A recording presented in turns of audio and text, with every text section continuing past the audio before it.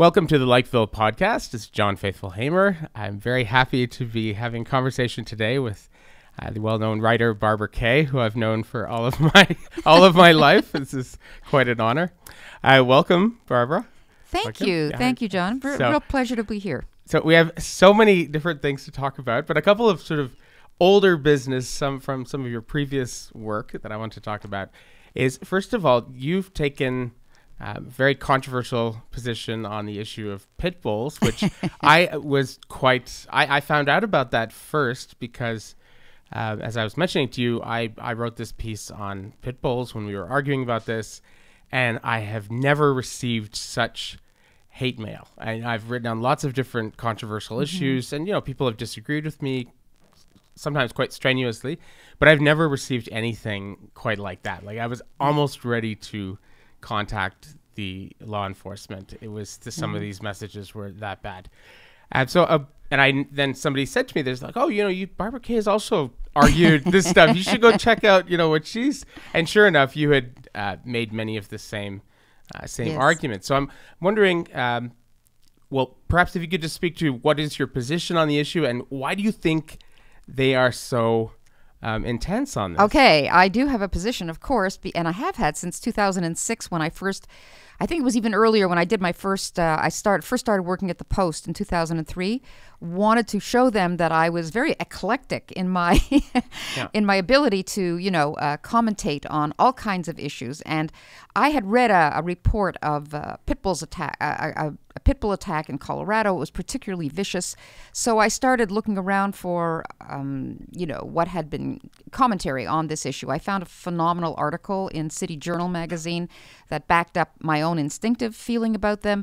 Wrote a piece. Said, these pit bulls are inherently higher risk dogs. They have this genetic component, blah, blah, blah. And before I knew it, I was getting feedback just like you. Hateful? Beyond hateful. They were calling me Mrs. Pitler, And comparing pit bulls, I kid you not, to Anne Frank. No. Oh my God. No, I have had those comparisons made, and the usual comparison is you want to exterminate pit bulls the way Hitler wanted to exterminate the Jews. They make that actual comparison, and so that, of course, pushed all my buttons, on every different level, and that was when I started to do real research. I mean, real research, and I think I have read pretty well every important piece of work, and I've seen every argument for pit bulls, and I've seen all the stuff against, and the stuff against is all based in data, statistics, real evidence, genetics, you name it. The other side, it's all mantras and emotion and bad owners, and as if bad owners could explain this epidemiology. People who've had anybody that ever tells me that their dog or cat was attacked by another dog, it's almost invariably a pit bull. And in fact, statistically, pit bulls, if domestic animal deaths that are dog bite related, 95% are from pit bulls, and that includes horses and cows, by the way. They're not afraid to attack, larger animals. And if that is not convincing to people, I don't know what is. You cannot say that's bad ownership. You have to say that's instinct. Have you noticed that there's a interesting parallel between the arguments that the pro-pit bull people use and the arguments that are used for pro-guns in the States? It's the same sort of like, guns don't kill people, people kill people. Exactly. So pit bulls don't kill people, bad pit bull owners kill owners. As if bad pit bull owners were pulling the trigger of these dogs, prey impulse.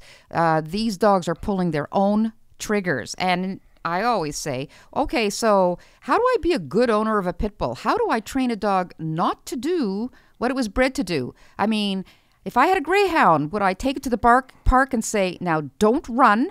I'm going to train you when you see a rabbit. I'm going to train you to walk or trot. You are not going to run. I mean, this is, to me, absurd. And there are certain epidemiological phenomena that you can relate to, say, environment or to this or to that. But past a certain point, it becomes unscientific. But they don't care about that because this is an emotional subject, and they've got their narrative and they're sticking to it. And you asked me why I think the pit bulls became such a big thing. I'll tell you. It has to do with race and racism. They always use that word, by the way, that it is racist to distinguish. I've heard that a lot, yeah. Yeah, except that to be racist, the person being discriminated against has to know that they are being discriminated against. Racism is a human idea. Dogs do not understand it, and they are bred as products. I mean, they're living, but they're still assembly line bred. So you cannot say it's racist to. It's like saying it's racist to prefer, a Kia to a Hyundai. I mean, really, you want a certain kind of performance or a Jaguar. You want, so you buy that. Oh, but if you buy that, then you've discriminated against all the other kinds of. Yeah. So it's a dumb argument. But what happened was that when the whole idea of we are a racist society began in the 70s, got really underway, people started to look at the kinds of animals that black people favored when they had gangs and they're heavily into pit bulls, the gangs and the drug people and all that. And they began to say, if you discriminate against pit bulls, you're really discriminating against black people. And there began this sensibility that in order to prove that you are not a racist, you had to stop being a racist about the dogs that were favored by certain groups of people. That takes the whole notion of dog whistle politics to another level. Hello, yeah, I would say. In any case, it didn't really get moving, and there were relatively few until in the 1970s. I think in the low 1970s, there were something like 250,000 pit bulls in North America. Now there's like 6 million. Okay, so that is an unbelievable jump. You don't get that kind of a jump just because somebody says, "Oh, I like my dog, you should get one too." I mean, you get that from a movement. And the movement to launder the image of the pit bull has been well organized, well funded, and fanatical. Got a big jump in popularity with what's his name? The one that went to prison for the dog fighting. Michael Vick. Michael Vick. Okay, so they milked that. Oh, look at all these poor dogs. They've been so abused, and that's why they're vicious because they were made to be, and yada yada. Let me tell you about dog fighters. They want pit bulls for a reason, and not because they make them fight. They want them because the dogs like to fight. They take joy in fighting, and that's why they won't use any other kind. Anyways, so Vic was this villain, this horrible guy. It was unfortunate that he was black. Okay, they sort of like ignored that, and then they used these poor abused pit bulls, pictures of them, and people started adopting and rescuing pit bulls like crazy. And now you've got shelters pushing them. You've got the entire dog industry is pretty well, I'm not a conspiracy theorist, trust me, but they're all involved in promoting this idea that it is a kind of racism. And even brainy intellectuals like Michael, what's his name, Malcolm Gladwell is pushing this idea that to discriminate against pit bulls is a form of racism. And this is so sickening to me that somebody with an actual brain, is pushing this ridiculous idea. So, so it's very tied up with, it is a cultural phenomenon, very much a projection of what's going on in the culture, in terms of ideas and ideology. And I've read some PhD theses that would blow your mind, that have to do with this very subject, how the pit bull stands in for the black person in our society in terms of the way people have, because he looks fierce and he looks, tough, but actually he's like just all mellow. He's just this wonderful dog that's gotten a bad rap. Yeah, it's very, very odd, and I always think it's worrisome when people who are experts in a particular field are afraid to speak publicly about it. So, for instance, I've asked a number of veterinarians, including our personal vet right here in Plateau Montreal. I'm not going to name her, obviously, but you know what I'm talking about, Sebastian. And I've asked vets. I've said, what do you think about the whole thing. And the vets will immediately tell you, yes, of course, we see lots and lots of animals come in that have been hurt by pit bulls.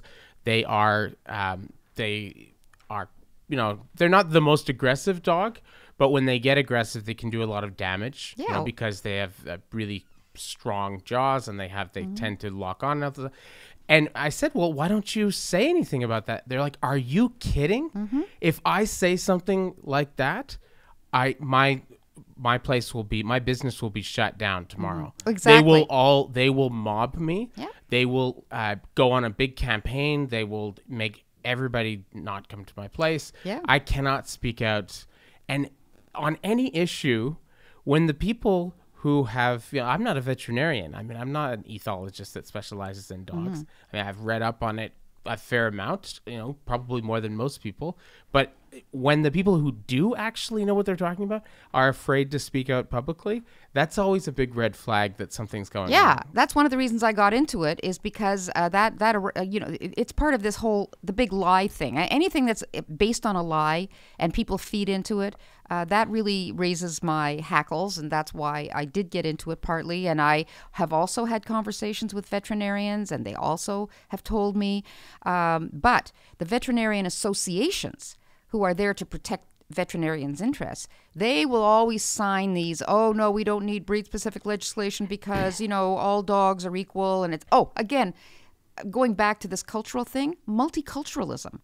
Multiculturalism also fostered this idea that, I call it multi-caninism. That all cultures are the same or are worthy, all dogs are the same, all breeds are the same, and you can't say that it is a form of racism. Anyways, the associations are in a conflict of interest because they make money from dogs, and they will be mobbed if they don't sign these anti-BSL things. I was on a breakfast TV show a couple of weeks ago on a panel about this, and of course three were against the legislation, and I was the only one for it. And one of them was a veterinarian, and she had obviously just gotten into this whole issue not long ago because she came with all her notes, Yeah. And she was very busy with her little mantras. And of course, she started with the one mantra that I just didn't let her get. She says, well, Ontario banned pit bulls, and now they have more bites than it. I said, I'm going to stop you right there, because breed-specific legislation is not about bites. It's about maulings, maimings, dismemberments, and deaths. So those have gone down in Ontario, and there's more bites because there's more dogs since it was so forget this bite business. And she was very flustered because she wasn't prepared to defend what BSL is really about. She wasn't prepared to defend her argument because she thought, oh, brilliant. Oh, wow, there's more bites. And this word bites, you'll see it everywhere. When you see the people that are anti, they've bites. But, 8 days in a hospital with half your face hanging off is not a bite. That's a mauling. And they won't talk about maulings, and they don't like it when you insist on talking about maulings. Any child that's been in the hospital for 8 days or longer because of a dog attack, it is 100% a pit bull. And you can, one day it could be a German Shepherd or a Husky or something else. 2 days, well, maybe, by the time you get to 8 days in hospital, it's that serious, it's a pit bull. They don't like to hear that either. So, after the program, I said to her, by the way, you're in a conflict of interest. You know that. And what? I said, you make money off dogs. I said, so you're going on a show, it's easy to take your position because it's like, oh, yeah, look, she loves all dogs. I said, the vets who don't agree with you will not go on because they know that it will hurt their business. Oh, so really, you shouldn't even be on. Yeah, you shouldn't have been on this show. And she was like, I thought she was going to make a lunge at me. I got out of there. Pretty like pretty a pit quick. bull, yeah. But you know what? But the host of the show actually kind of agrees with me, so he gave me a big wink and he says, so that was nice. Yeah, no, it's my son Tristan was bitten by a dog, not by a pit bull, but by a terrier, and it almost took the nose off his face. He had to go to the hospital. They had to kind of put it back on, and he had to get. Jeez, that's awful. He has a scar, that's terrible. Till there, but if he had been bitten by a pit bull, if that was a pit bull that did that, the damage would have been severe, extensive. I volunteer sometimes at Saint Justin, where they have the children's, where the long-term rehabilitation there, and there's kids there that have been bit by pit bulls, and their faces are just a mess. Yeah, when you're talking about absolutely a mess. When you're talking about a kid who has to have a facial reconstruction or has to have 15 plastic surgeries, you're usually talking about a pit bull, a Rottweiler, sometimes a German Shepherd. And, of course, they'll give you the argument about, well, in Canada, it's Huskies that do. I said, yeah, you know why? Because they're Huskies up north. They live semi-feral. Yeah. A lot of them are hybrids with wolves. Everybody thought that was a great idea in the 90s. Oh, what fun. We'll have like this. We'll all have our own dire wolves, like, whoa, that's so great. And they run around wild. That's why Huskies are doing a lot of biting up there, because they're not pets. They're work dogs that are left to forage for themselves in the off season. So don't talk to me about Huskies. That's it's a special case. That's a red herring. Yeah, it is a special case. It's Yeah. Well, they're pack animals. Sure they are. I mean, I just wanted the producer of the show, Sebastian Furtado, had a personal experience with a let's pit bull, hear it. Which was very, very harrowing. So I was hoping I'm not laughing at the harrowing part. Just tell what it is. Hello, this is the first time anyone's going to hear my voice. It's hi. super strange. I feel like I'm in the hot seat. So my dog was attacked by a pit bull in January of 2015, and I was at Parc Jean Mance in the morning when dogs Is he a little dog? Yours? No, he's actually a rescue from up north. So he's one of these husky dogs who was rescued by a foundation called Animatch, where they go and they neuter these dogs because of the risk they pose to communities. They'll end up rounding up the dogs, not this organization, but the people who live up north. They'll round them up and shoot them because they will end up, killing their kids if they're hungry. So he was an adopted dog from there, 70 pounds, really big, but we've had him since a puppy, and he's, very good, non-aggressive dog. He's never attacked anything but the squirrels in the backyard, admittedly. But so he was off leash, and then the other dog was also off leash because you're allowed for this 1 hour period. Mm-hmm. And then my dog saw the pit bull, and it was an American Stratified Fire Terrier. There's a bunch of different things, and the pit bull people will say pit bull's not a breed, it's just like a category of breeds, and there's like the staffies, and there's the APVDs. They're all the same genetic cluster. Exactly. I'm like, okay, sure. And like you can at least you can tell the difference between a poodle, husky, and exactly American pit bull terrier, and any variation of it. So my dog picked up the pit bull stick and started running around, and then within an instant, the dog just beelined it. For my dog, like, there was no provocation. There was no, my dog didn't have his hackles up. He was really just grabbed a stick that the dog had, and the dog was resource guarding. This is what you call it when dogs protect their high value resources. And he just did a full on assault on my dog and pinned him down and just locked his jaw on him and started to shake him to death. And probably would have continued if you. Oh, it was an unrelenting, unprovoked, brutal attack on a dog that was at least 20 pounds bigger than it. Like this dog must, like the pit bull or the staffy must have been 50 pounds. My dog is minimum 60, 65 pounds, and he just would not let go. And they're not afraid. They're not afraid. They attack horses and cows. They're the only dog that will attack a horse or a cow. And by the way, they have killed horses and cows. So that shows you. Well, it's a really interesting thing you bring up, actually, because after so basically, let me finish the story about the attack. So I had to stomp on the dog's head at least 10 times, and I was training Muay Thai, 3 to 4 times a week. So I had really strong kicks. I train this all the time, and I even gave really strong kicks to the side of the dog, and nothing would stop it. And the owner was not like, someone you would consider irresponsible. She wasn't like a drug dealer. No, she wasn't a drug dealer. She was not sketchy. Well, she was a woman, and she was a private medical doctor. This is not someone who has... That's amazing. And what was she doing all this time? Screaming. Oh, screaming. Yes, of course. Very helpful. What is she going to do? Yeah. What is she going to do? So then eventually we were able to separate them after probably 3 minutes. My dog was pouring blood all over the snow. A bunch of people around. Fortunately, my body I gave out, and a woman offered to help carry my dog as he was bleeding all That's over the horrible. place. And anyway, it was a very, very traumatic experience. The dog had a previous record. It had attacked a police horse. Oh, what a surprise. What a surprise. Of course, I'm being sorry. It attacked a police horse on Mount Royal. Okay, so this owner knew about the previous history and let him loose in a dog park.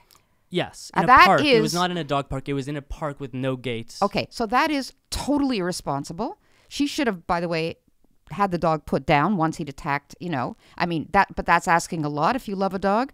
But that's a good sign that you better keep that dog muzzled, on a leash, never let him loose with other animals. So she is totally irresponsible, and I hope she paid your vet bills. She did. Right. She asked, very many times to not file reports.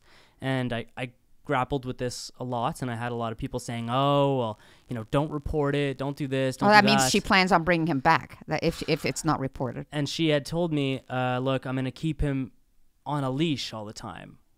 And when she told me she would just keep him on a leash, I said, "That's just not enough. Yeah, it isn't. Your dog needs to be muzzled." Mm-hmm. And the fact that she wasn't considering muzzling the dog at all times made me just say, you know what, for the well-being of other people and for the ability I want to make sure that other people don't have to go through this. Good for you. So I reported it, and the police, when I went, they said, they're not such bad dogs, right? Oh my God.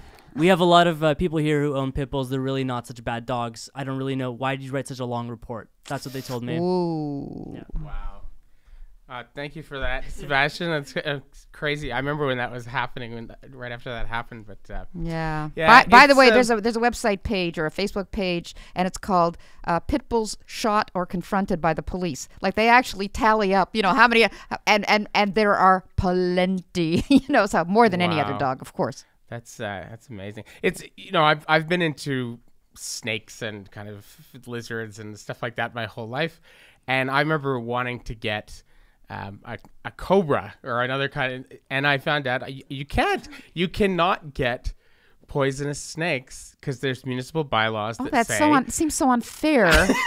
you're not allowed to get. There's there's no freedom. There's no freedom in this. There's no freedom. I don't right? know. And you know what? That's discriminatory.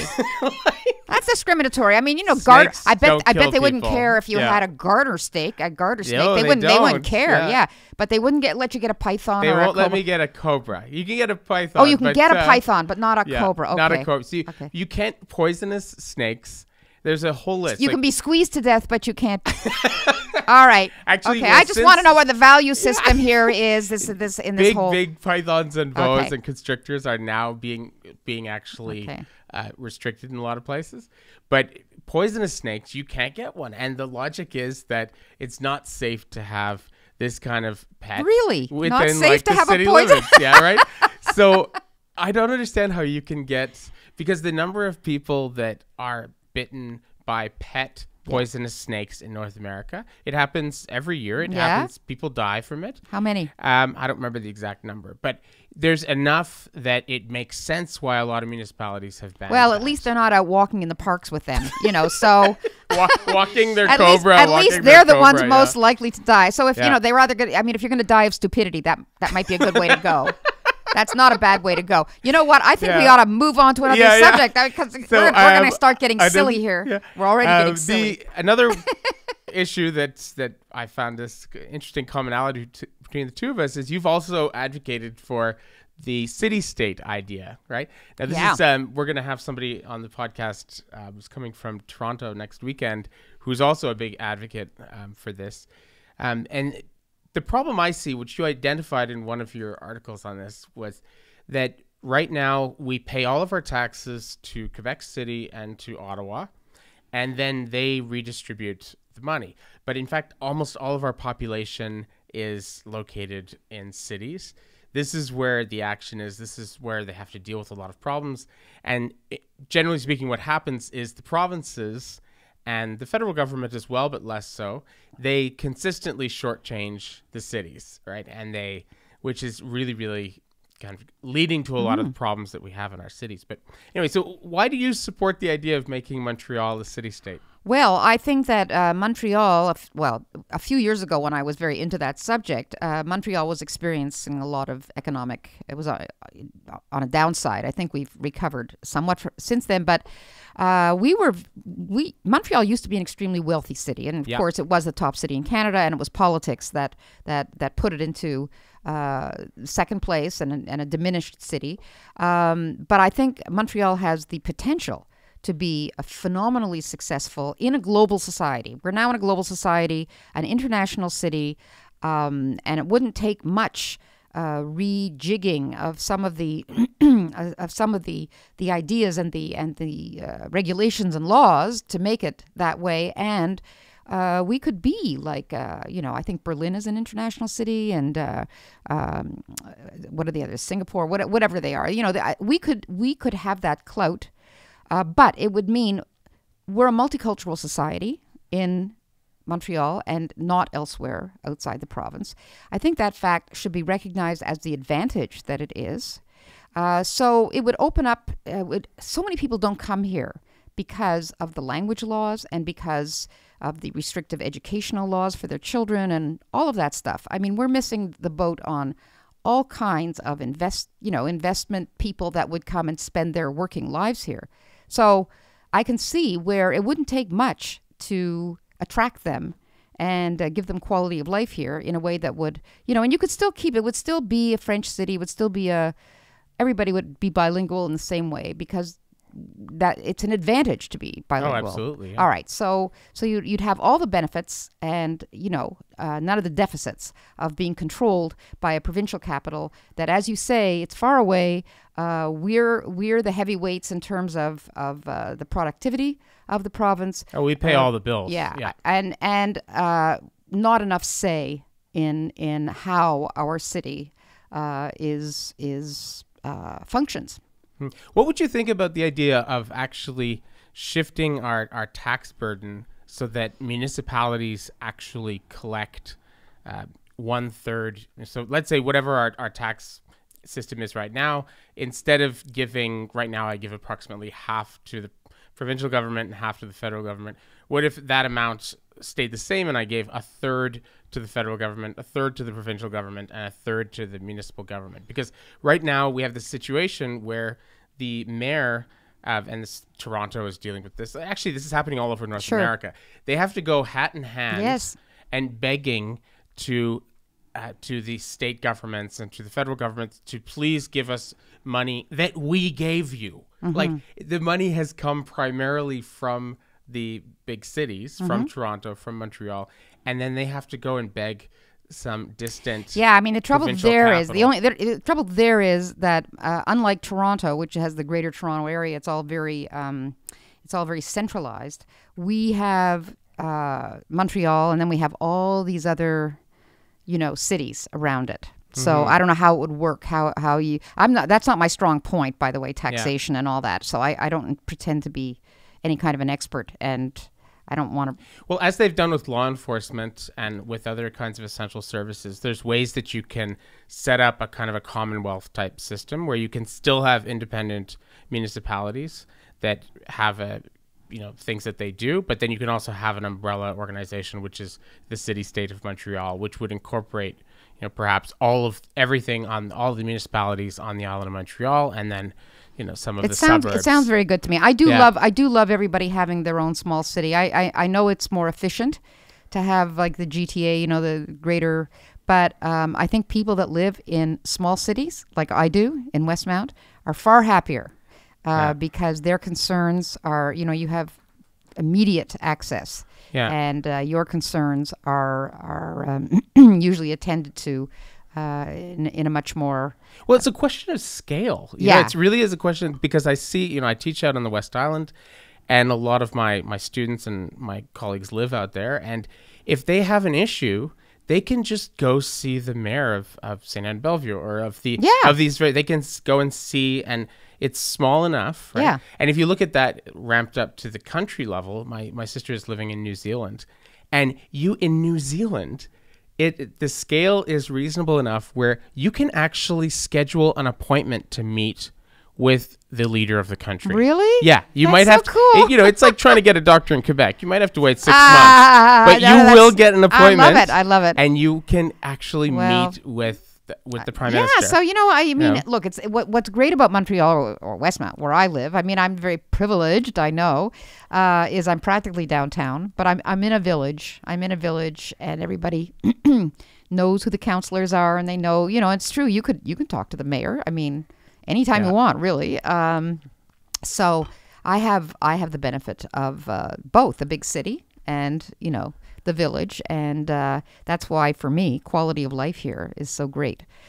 So I'm sorry I can't be more specific about the taxes, because that's an area I've never written about. So no, that's fine. So another issue that sort of next week, Jordan Peterson is coming here to Montreal, a very controversial figure, and I know you were one of the first people to come out in support of him. Mm-hmm. Actually, in interest of full disclosure, I should say, when I still believed the hype about Jordan Peterson, I know you actually had defended him already. When at first I believed everything that I had heard, and I went and listened to a couple of his videos, and his voice just that Canadian accent, it just drove me nuts. The prairie. Yeah, it just drove me absolutely nuts, and so I just couldn't get through any of the videos. But then my students just kept again and again bringing him up in class, and they seemed very excited about him. I bet more boys than girls, and they seemed to, yes, but not only. Okay. And definitely not only white at all. Like, I know that's the stereotype, but not at all. It was like, but they're really into him, and they were mentioning stuff that they had learned from him, which had nothing to do with the caricature I was hearing. It sounded like a lot of really good advice, So I decided to actually look into him myself, and when his book came out, I read it very carefully, and it was really good. I mean, it's a lot of good advice. It's like typical stuff you would learn back in the day, like in Hebrew school or in like Sunday school, or you would learn it from your coaches, from your just good life advice that people aren't getting from anybody else now. I mean, I think his book, which I've also read carefully. In fact, I just submitted a longer, not a column, an article to one of the journals in Canada. They asked me to write about him, and the editor had said, "What do you think of Jordan Peterson?" I said, "Well, I kind of think he's a prophet. I think he's a modern prophet." He says, "Well, why would you say that? Why would you say, well, what is it about, And I said, "Well, I'll have to think about what I mean by that." But that's a thought that came into my head when I first started hearing him, and the excitement I felt at what he was saying, and the courage he had in saying it. And it was like, whoa, I can't believe. And when he started getting famous for it, I thought, this is great. This is great. He deserves this, because he's saying stuff people are really hungry to hear. And then I read his book, and I felt, yes, it's really good advice, but mixed in with the good advice is a whole lot of metaphysical stuff and gobbledygook. Well, Nietzsche and Jung. Like, you can read it on you can read it on several levels, and Solzhenitsyn and these are his inspirations, his sources. And I started thinking to myself, well, what is a prophet? I mean, he's not like a preacher exactly. And Billy Graham had just died when I started doing this article. Mm-hmm. And Billy Graham, he died at the age of 99 or something. Yeah. And when you add up his personal appearances, turns out that he had appeared before. He had appeared before 215 million people. I mean, he was preaching 6 days a week and going around the country and going to other countries. In 185 countries he spoke. So he appeared before more live human beings preaching than anyone else in recorded history. Oh, wow. Yeah. Even more than John Wesley. Maybe, because John Wesley, I suppose, wasn't able to fly over to all these other countries, and and also at the pace every single day, and these huge evangelical tents, and I mean, you're talking to 3,000 people at once. I guess the population just was good, but John Wesley did travel around like crazy. Yeah, but he had that phenomenal voice where Ben Franklin says in his autobiography that you could actually hear him from, I don't know, it's like he had a carrying voice, away. But he was probably speaking to 100 people at a time, So, but I thought to myself, well, this is very interesting because in his 2 years of celebrity, Jordan Peterson has already spoken it's the opposite. I mean, Billy Graham, you can get tapes and you can get, videos of him, but that's not what attracted people to him. That's not what transformed their lives. But Jordan Peterson is transforming people's lives through video and through YouTube and through podcasts and all that stuff. He's reached over 200 million people in terms of views of all the Joe Rogan and all the, Rubin and the Rubin Report and all these other things. So now in 2 years, over 200 million people. And his book, by the way, just a few days ago, I heard from his son, passed the 1 million sales mark. Hello. Wow. That's a lot of books to sell for a nonfiction book. Yeah. So I said, well, okay, Billy Graham was a preacher. What was his message? And his message was faith and salvation. So he was interested in what people believed. Jordan Peterson is interested in what people do. He's interested in what people, in their actions. And he says, That's a really good distinction. He's a profoundly religious person. Yeah. And even though his idea of who God is or what God is a little bit like evasive, but he does believe that you either have to believe in God or you have to act as though you believe in God if you're going to live a life that is fulfilling and where you do good. And he says, religion is about proper behavior. That's a quote, proper behavior. Well, that really rang a bell with me because growing up Jewish, the Torah, and the prophets, the ancient prophets, they were far more concerned with people's behavior than they were with what they believed. And in fact, in the Torah, there's a famous dictum, and it's va'aseh v'nishma, and it means we will do, and then we will listen. It's kind of it's a short form. I mean, we will act, then we will listen, and it's interpreted to mean we'll obey your commandments without understanding. Afterwards, we'll figure it out. What you meant or what you want, why you wanted us to do that or whatever. And that's sort of the sages interpreted that way. And I said, I thought this is what the prophets were doing. They're pushing right behavior. And it doesn't matter why. It matters that you perform. And it's through performance. And that's why he says, put your shoulders back. That's going to make you behave like a person who's competent, a person who's sure of himself. I mean, really, you could say, well, that's very lowbrow. Oh, fake it till you make it, but it's not that simple. So there's a lot of thing about prophets. They're a lot of the time they're angry because they get it and they don't understand why you don't get it. Yeah. And in my article, I said, it reminds me of, it's like when and the thing that they are most concerned about is idolatry. They can't stand idolatry. They can't stand false gods. That makes them truly nuts. It's like when Moses went up to the mountain to talk to God, and he was up there 30 days writing the Torah, and he came down with the 10 Commandments, and what did he see? He sees all the people of Israel dancing around a golden calf, and he's so furious, he throws the commandments, the tablets on the ground, and they break. Well, he was furious. It was like, geez, they couldn't be without moral leadership for 30 lousy days before they turned pagan, And I think he is fighting a kind of, it's not so much paganism in our society. In our society, it's nihilism. So what the prophets of old were struggling against was paganism and the horrible practices around them of throwing children into the fire to appease Moloch, and the lewdness and lack of sexual morality in the tribes around them. So that was their idolatry.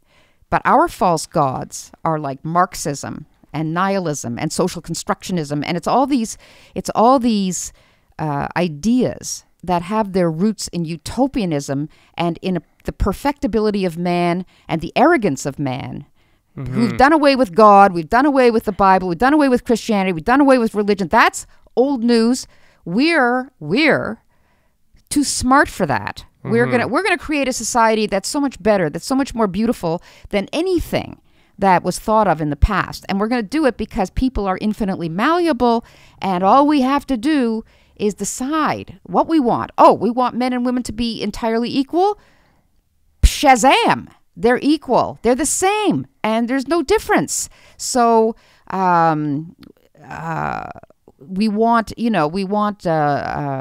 I don't know, name it, whatever, progressivism, the whole idea of progressivism. Quality of result. Yeah, equality of outcome. That's, in fact, Jordan Peterson says, the extremists on the right, there's, how do you know when an extremist on the right is beyond the pale?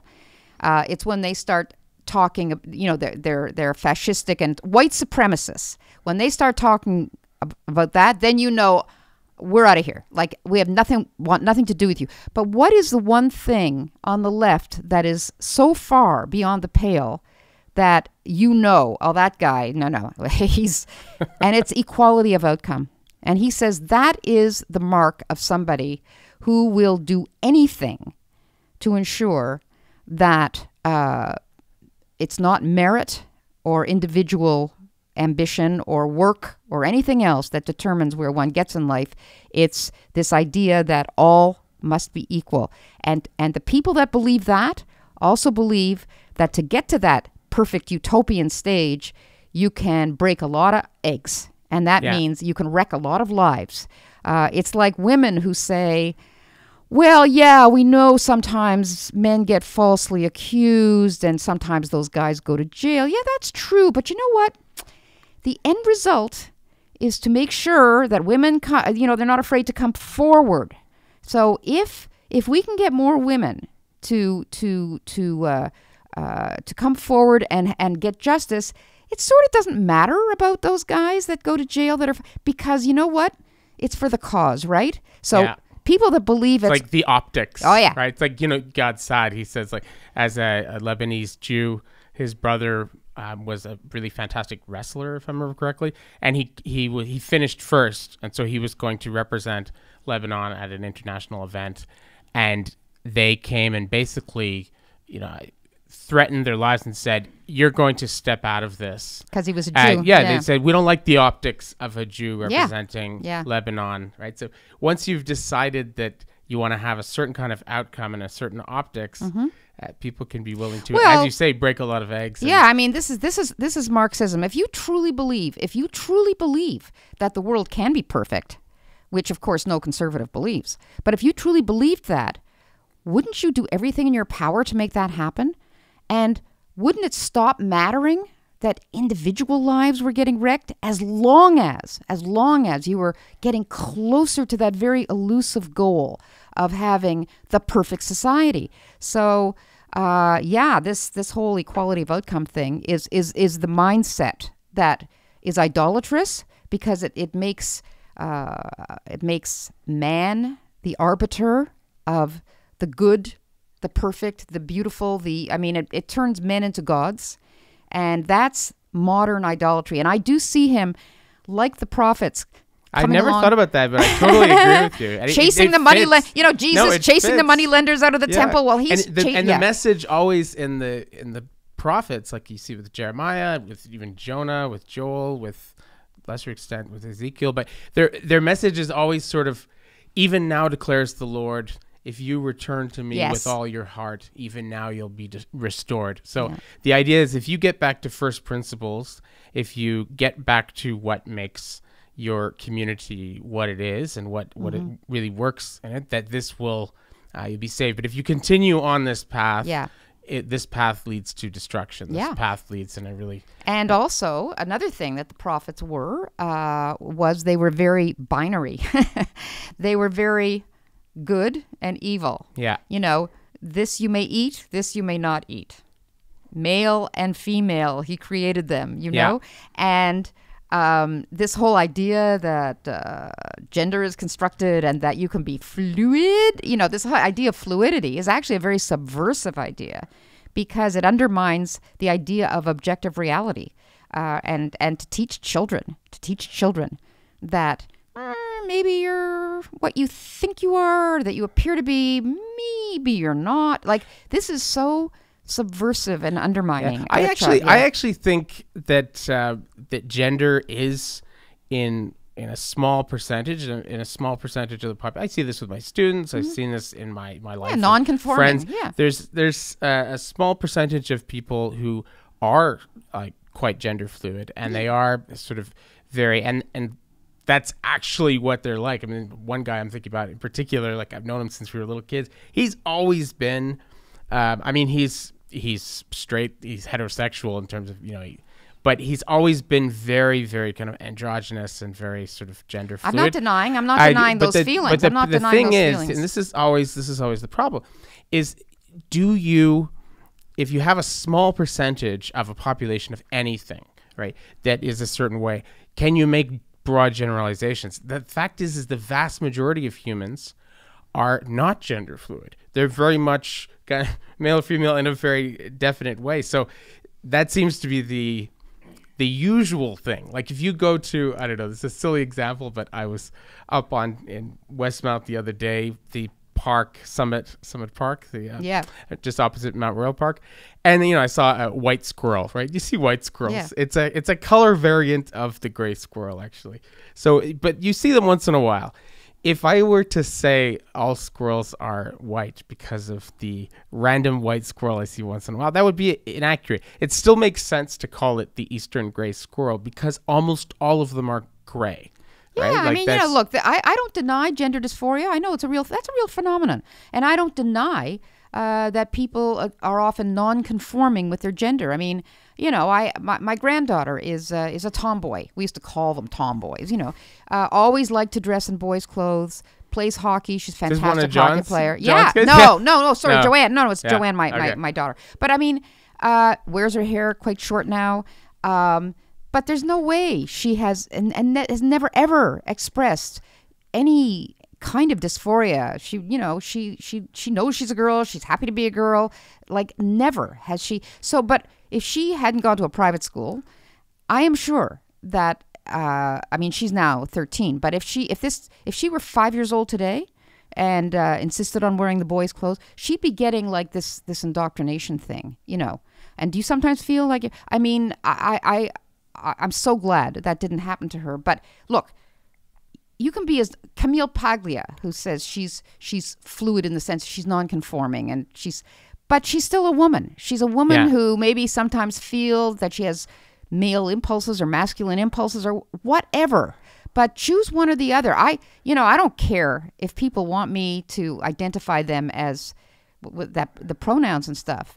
But this idea that you're not one or the other is nuts. It is nuts. You might be a male who identifies as female or who has feminine instincts or impulses or whatever. That's fine. Like live and let live, But don't tell me you're neither male nor female, that you're some other kin, that, that's just stupid. That you've transcended No, gender, I mean, so. look. This is an ideology that wants to do away with all norms. It wants to do away with the family as the foundational pillar of society. It wants the state to take over the role of guardian of children. And it's very much a form of velvet totalitarianism, to coin a phrase that I didn't coin, that somebody else did. And I call it a false god. It is Marxism, and it is a false god. And I think Jordan Peterson is he's like, Jesus in the temple with the money, the money changers, overturning with tables, and saying, and he makes people very, very mad. He does. It's he makes them amazing. very angry. Well, because why? Because he's brought back the idea. Look, his book is full of references to God and Christianity, the importance of the archetypes. That these things don't change. What he's saying is, the world. There are archetypes. They don't change. You can't have a revolution and change the world and decide that everything that's come before was all baloney. You can't do that. And he's talking about God. They don't want to hear about God. He's talking about Christianity. They don't want to hear about religion. They don't want to hear about spirituality. They don't want to hear about the soul. They don't want to hear. But millions and millions and millions and millions of young people do want to hear about it. So what does that tell you? It tells you that what they are hearing about in school is not enough. They're impoverished. Yeah. They are thirsty. And that's why he has millions of people writing him and telling him, as he sometimes says, I've heard him say in a conversation, he says, young men come up to me after I've spoken and they say, I just want to shake your hand because you saved me from a life of bitterness on the alt-right. And now I know what I am and I can live a normal life. And thank you and thank you. And when he talks about it, he chokes up because he says this is so moving to him that here's guys saying, you've changed my life and saved me from being a really ugly person. Well, if they need him for that, why aren't they getting what they need from the norms of society, the educational, the where they're marinating? I mean, most of their lives. So, and the people in academia, instead of being humble and saying, well, all these people are seeing something in him. I don't know. I don't see it, but I have to examine this more closely, because if half my students are telling me that they love Jordan Peterson, that doesn't make him bad or wrong, which their first instinct is to say, no, you got to get over that. Like, this is like a disease you've got. No, it's terrible. No, their first duty, intellectual duty, is to say, whoa, this is a phenomenon. Mm-hmm. I have to understand this, and I have to be objective about it, and I have to be open-minded about it. Instead of trying to shut it down, instead of trying to, all these detractors. Have you seen all the articles about Jordan Peterson? Hit pieces, yeah. But they're so filled with envy, and they're so filled with hatred. And because they know that you should be reading something else. They're inchoate almost with, and they keep saying, the tip-off is the previously obscure Jordan Peterson. I love that. The once obscured Jordan Peterson. I love that. Yeah. It's like, Einstein. Chris calls him a failed academic. I'm like, dude, he teaches at U of T. He's got more citations in one of his articles than everybody else that's his detractors put together in their lifetime. But I mean, I love that. The once obscure, like Einstein was once obscure, and so was Bill Gates, all these people. And so was Mark Zuckerberg. I'd like to introduce the once 42 John Faithful Hamer. Seriously, it's like everybody was once obscure. Yeah. Knock it off. If that's your best shot, man. Yeah. Be embarrassed. Be embarrassed. Seriously. Yeah. I see an interesting parallel to J.K. Rowling.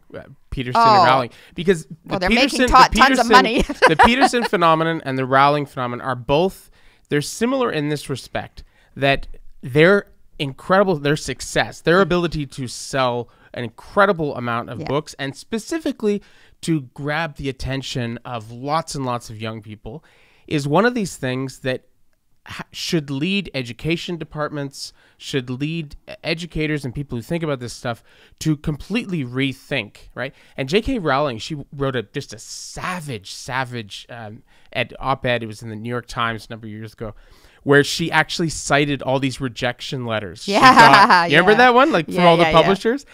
And they were savage, and these were from people who are, have PhD in education, people in the publishing, and they said again and again, they said, kids these days are stupid.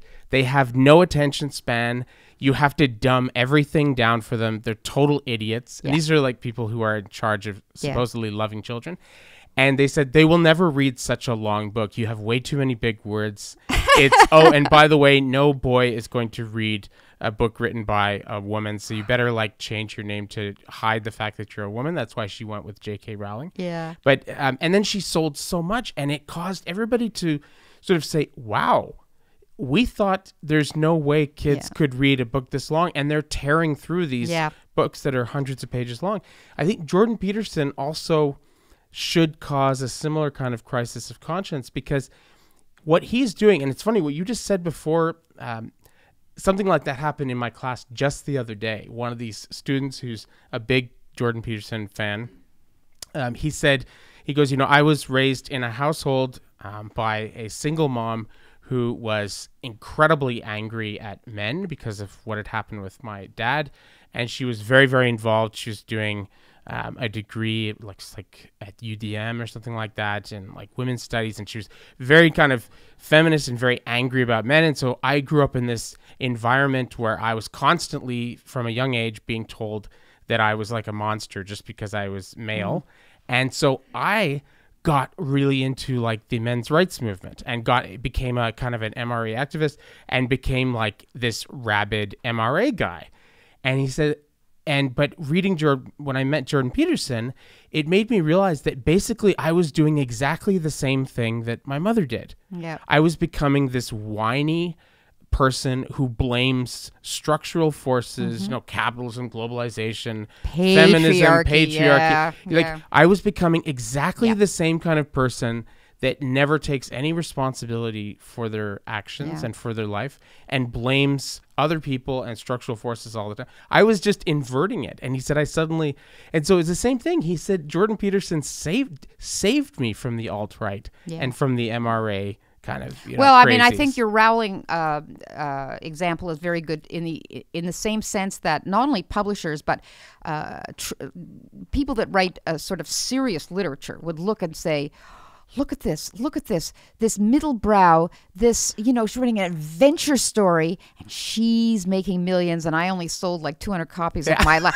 But it was a work of genius, it was a work So I think one of the big things, and I honestly believe, one of the things I believe about a lot of academics, not all, a lot of academics think that because they have a very high IQ and because they've studied, and they can read this jargonistic, Derrida and Foucault and all that stuff, that they are kind of intellectually superior to other people, but they put that together with virtue. They're more virtuous than other people, and they put that together with the fact that they're not amply rewarded enough for their very special character, so that when they see, and especially a fellow academic who is, before, when he was previously obscure, was, peddling his psychology lectures and all that. Well, they could tolerate that, I suppose. But then he put them on YouTube and he's making money from it. And people are paying him, So I think it's the money. I swear to God. They don't want to admit that because it's filthy lucre. I mean, no. They're above that because they're intellectuals. And of course, they don't, it's not the money. It's not the money at all because they're in the world of ideas and, it's ideas. But they're as grubby as everybody else. We all want money and they want it too. And by the way, they're pretty well paid, to think their thoughts and to write their impenetrable, things that nobody reads except their peers. And I honestly think that's where the venom comes from. I think they could tolerate it if he was poor and traipsing around preaching intense, to a bunch of Christians. They could roll their eyes and say, "Oh, look, there's old Jordan doing his prairie prophet thing," that would be okay. But no, he's mainstream. He's on the news. He's talking, on all the TV, and he's being invited to England and to Australia and he's going everywhere and he's being feted. No, they can't bear it. They can't bear it, and it comes out. And you see in their prose, if they really were engaging with his ideas, you would see very measured, I think he's wrong here because, but no, it's like drinking from a fire hose, to read these pieces. And you know what? I stopped because somebody just the other day sent me, "Oh, here's another venomous piece." And I said, I think I've had my fill of venomous pieces on Jordan Peterson. I kind of like him. I don't need this crap. I'm just going to, put a lock on that door, and I'm going forward with my life. I'm not going to be defending him in print anymore. Other people can do that. So it'll be interesting to see where this goes. He himself thinks, he said on an interview with Wendy Mesley from CBC, and she says, "Well, what's next for you?" And he said, "You know what? I don't know. I've been on this roller coaster for like 2 years, And he says, I feel like I'm on the wave, in a tsunami. The wave, he says, and usually what happens with the tsunami is you fall off the wave and you drown, So he says, and that's probably what's going to happen is that I'll just flame out, and it'll be over. And she was like very taken aback. And I said, that's very interesting that he says that, because that's, to me, very convincing of the fact that he does not see himself as any kind of a guru or a messiah or a cult leader, or, he's not asking for people to follow him and join his movement. He has no movement. He has no ideology. He has no, he's telling people, go out and live your life and do it the best way you can. That's not a cult kind of thing.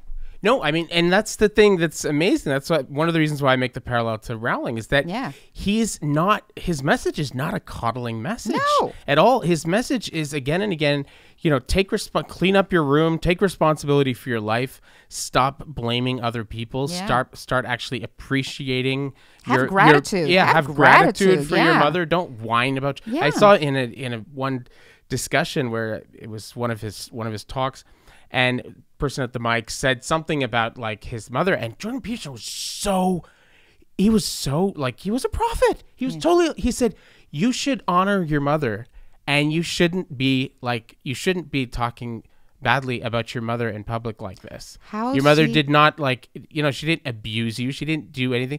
She cared for you. Like, you should actually listen to her and respect her and show her and I was like, what? And this guy's supposedly this misogynistic cult leader. No, far from being misogynistic. I mean, he honors his wife. He honors his daughter. He tells men to be mature, to be competent, to make sure they can be good husbands and good supports and good fathers. I mean, he's giving them tremendous advice. And he himself, I mean, when he does talk about his own family, it's a very nice picture. He says his father was somebody who made him believe there was nothing he couldn't do. And at the same time, he was kind of critical. And it was like, oh, that's very good what you did, but you can do better. I mean, there was that kind of, he would get his father's love and support, the message of love and support, but also that message, don't be complacent. Go further, try harder. And he said it was a very balanced message, and obviously it worked. But, he seems to have had a very traditional family life, and it paid off in making him a whole person. And he seems to have a wonderful family life himself. Both his children are on side with him, working hard. His son does all his... I'm in touch with him for stats. He gives me all the stats on how many views and how many... he's obviously got a head for that sort of thing. Yeah. Data. He's into data. In fact, he was the one that just told me we just passed the 1 million mark in sales, Unbelievable. Yeah, it is. No, he's it's quite a phenomenon. I'm looking forward to seeing what happens. I will say about the hit pieces on Jordan Peterson, I will say that one thing about them is that they've stepped up their game. So a lot of the hit pieces were just completely off base. Like, if you actually knew anything about Jordan Peterson, you're like, you clearly have not you haven't read any of his stuff. You haven't watched any of his stuff. But I've seen a couple of them recently, which were actually really good. Like, they made valid points that some of them that I didn't actually know. And so I thought, wow, okay, so his detractors are now getting people to actually read the book cover to cover before they write. Yeah, I've seen a few people that say, well, his interpretation of Nietzsche is and I'm like, okay, you know what? I'll give you that. I don't care if it's right or wrong, because that's not my real concern with him, is whether, the finer points of Nietzsche and he sure didn't get Solzhenitsyn wrong, that's for sure. Yeah, no, you've got that. So, the people that want to attack him on his sources and his interpretations, go ahead, fair game, and maybe they're right. I don't know. I mean, when I say he's a prophet, that doesn't mean I think he's perfect. In fact, I don't know any of the prophets that were perfect at all. They were, as I said, they were often angry, and they were often irascible, and they were often highly disagreeable, as Jordan Peterson would say. Really, highly disagreeable. Yeah. And how could he be perfect in every intellectual way? But you know what?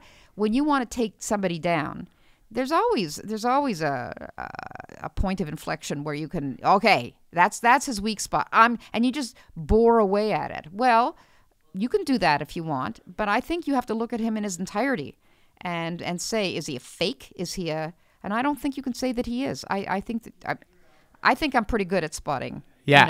empty words and hollow vessels.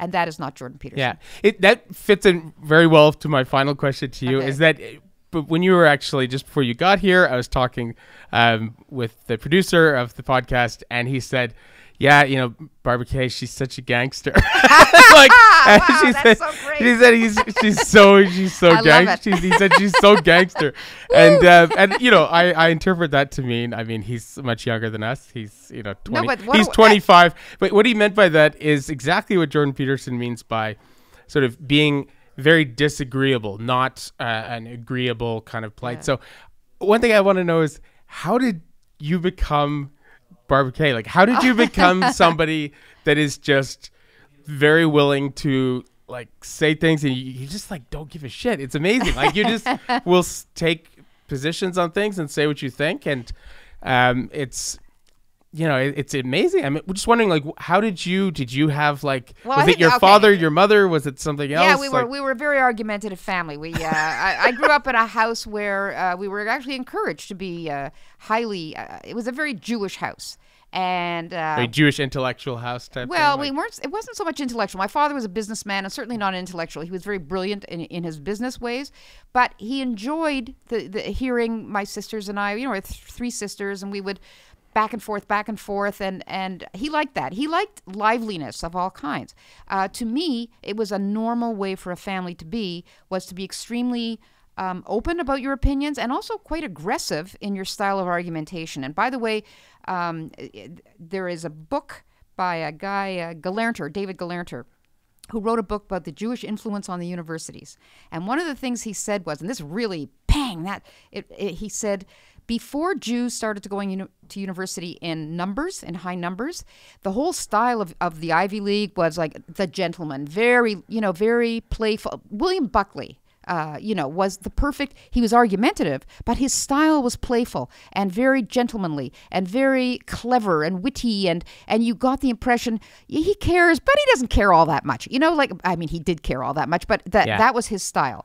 But when Jews argue, they go for the throat. You know, they really go for the jugular, because Jews don't like fighting with weapons, and they learned over the years to fight with words. And they do fight, and they can be extremely, extremely disagreeable, and they play for keeps. So when you started to get Jews moving into the universities, and when it came to ideas, they weren't fooling around. This wasn't like a kind of recreational thing they were doing. They believed passionately, and they were very committed. And you got people, like, when you look around at the New York intellectuals, Alfred Kazin and Norman Podhoretz and all those, you know, Irving Howe and all those great minds, they were, man, with the words, you didn't want to tangle with them. So he said, you know, they brought into the university this very aggressive debating style and argumentative style. Well, it's rabbinical school. That's yes, it is. The Talmud, you're arguing all day long. And that is the whole, yes, and you're supposed to, because, you know, that was our idea of combat. We didn't have dueling. I mean, Job even argues with God. Yeah, you know what? We weren't so great in athletics, you know, in the old days and all that, but we were very good with the words. So I thought, yeah, that is so true, and that is so typical of our culture. And so I grew up with that. My own kids grew up in a home where it was okay to passionately argue. In fact, in our country house, my husband finally put up one of those big boxers bills. And, you know, when he got tired of me... This is where he was always working on Jeeps, and you were always reading? Yeah. So my son and I would be constantly passionately arguing about something, and he would just finally get up and ring the bell. You know, enough. You know? That's hilarious. But the other thing I would attribute my willingness to mix it up with is my age. I went to school in the golden age of education, when the universities were opening up. There was lots of money for education. I was one of a disproportionate number of small number of women at the university. Most of the people in my courses were male. I took that for granted, but it was not intimidating to me, because I was not treated. I honestly can say I do not remember being treated patronizingly or in any other way. And guys mix it up a lot more than girls used to. And so I got into that habit of that debating style of, like, let's just do it, you know. So also, nothing was off limits. There was no political correctness then. So you could talk about anything you wanted, and very freely too. And if you were objectionable or disagreeable or whatever, so you were. You got that reputation. So what? I mean, I wasn't even political then. I wasn't political at all. But whatever was under discussion, you could think freely and you could act freely and talk freely. So I brought that with me. I wasn't in journalism until I was old. I was 60 when I started. Oh, really? Yeah. Oh, I didn't, before that, I was a teacher. I taught English literature. I taught at Dawson and all, some of the other CEGEPs. But I was not a politicized person until the second referendum. And then I got into politics that way. Wow. And that was how I got into writing, as journalistically. And from there, to the Post and yada yada. So, but because I was old when I started, I didn't have to prove myself to anybody. And I wasn't looking for, I would have been more careful if I was like 30 and I want to build a career here and I don't want to make myself persona non grata because if I get fired from this job, well, where am I going to get another job? There was none of that. For me, so you're essentially like a tenured journalist. Well, I'm tenured in my head. No, yeah. No, I mean, but right, basically you have independence, right? Total independence. The reason why back in the day they had property requirements for voting and things like that is because they thought if somebody is waiting for a paycheck, then their boss has too much influence over what they can and cannot say. That's right. And so they wanted you to be independent so that you can, because they thought if we're gonna have a democracy, people have to be voting their conscience, right? So, but increasingly, as you know, as you no, and other it's gotten very serious now about how you can lose your job. I could lose my job, but the thing is, if I write something for the Post and it's over the edge, they say no. Tone it down, or we won't print that, or we're going to edit it, or whatever. So they protect me from that sort of thing. And so far, and I know where the lines are. So if I'm writing for, say, Jamie Glassoff in Front Page Magazine, I know I can go a lot farther, and I often do. But the thing is that I'm losing my train. Yeah, I definitely want. Well, I would just circle back for a second to something you said about the Jewish tradition of arguing, because I was reading last night Nietzsche's sister, who ended up was a real sort of anti-Semite, and her husband. Oh, what a surprise! In those, and her husband was a rabid anti-Semite. Yeah, and Nietzsche hated his brother-in-law so much. And so Nietzsche wrote all these, we have them, they're in a lot of his books, these diatribes against anti-Semitism and anti-Semites. I didn't know that. I didn't know that. A lot. Did not know that. But they were primarily, if you look at when he wrote them, it's usually after family gatherings. Right. So he just hated his brother-in-law. But one of the things, he has this long, very beautiful passage, it's in the Joyful Wisdom, where he says what Europe owes to the Jews. And he says, wherever Jews have been prominent in intellectual life in Europe, they have brought a clarity, a cleanliness, an intellectual, everything. He basically said everything that is good about intellectual life in Europe is we owe it to the Jews. That's a fantastic compliment. Right? But then he goes on and he explains why, and this just blew my mind. He said, because of their status within European society, when a Jew would actually be making an argument, they couldn't count on that genteel William Buckley kind of thing you were talking about. They couldn't count on being just believed because of who they are. That's right? very interesting, So they had to compensate for that by having really, really good arguments and really good evidence and being as logical as possible so that the person would have to agree because of the force of the argument. Right? They couldn't just... You're right. That's all they had going for them was logic and evidence and all that stuff. Yeah, they were. Now, it's funny because nowadays there's still a disproportionate number of Jews in academia, but they are just as passionate about ideas that are bad, unfortunately. So they're not bringing clarity. They're bringing muddiness. You know, that is very unfortunate. Yeah, I saw the podcast was on Sam Harris's site between Ezra Klein and Sam Harris, and I mean they're both Jewish, but it was just fascinating listening to it because Sam Harris very much sounds, regardless of whether you agree with him or not, he sounds very much in the classical Jewish rabbinical tradition. He's trying really hard to argue, to get to the bottom of things. He's trying to be as clear about what assumptions are, and you can talk about anything, and you're trying to get this. And meanwhile, you have Ezra Klein, who just sounds completely like a Jesuit. He sounds like where you're supposed to, this is the right way to think, and we begin with these principles, and you're not allowed to say this, you're not allowed to say that, and it's... See, they don't realize themselves how ironic it is that the revolutionaries who overturned the clerisy because of its dogmatism, they have become the new clerisy, and they don't see that. They don't see that. And they've also lost their sense of humor. You know, the people with the best sense of humor are definitely not progressives. That's for sure. No, really, seriously. You have to do a lot of laughing if you're not, or else you'll go, or else you, yeah, it is very cheerless, and also because it's frightening, you do a lot of laughing because you want to make fun of what you're afraid of. So it's probably the most extreme example of that I've seen was when the movie Zoolander came out, you know, with Ben Stiller. I loved it. And so I was watching this with my wife and with and we were laughing hysterically, and there was this one woman who was at the party, old friend of my wife's. They've since parted ways. They're not friends anymore. But she was the really kind of intensely sanctimonious, religious, progressive type. And she was just sitting there with a very disapproving look on her face. She looked like Ashcroft. And then after the movie, she went up and asked her, she said, what is, are you okay? And she said, I think that movie is really disrespectful to male models. Oh my God. And she said, I don't think we should laugh at that movie because it's disrespectful to male models.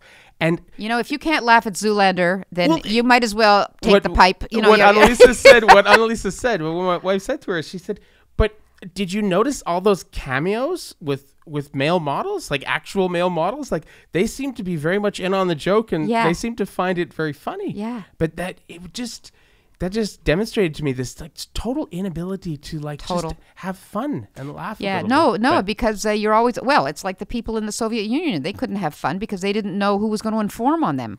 Yeah. Well, I guess we'll end there, and I promise not to inform on you, Barbara. Thank you very much. Thank you very much for coming on. Hey, this has been a real pleasure. Yeah, and I'll see you next week. Gangster. I love it. No, that's my big takeaway. I'm a gangster. Barbara, gangster. Okay, thank you. And, yes, if you would like to support the Likeville podcast, you can like us on iTunes. That's a good thing. You can share our podcasts, and if you want to materially support the podcast so that Sebastian can pay his rent, you can go to Patreon and support our Patreon account. All right. Thank you. See you soon.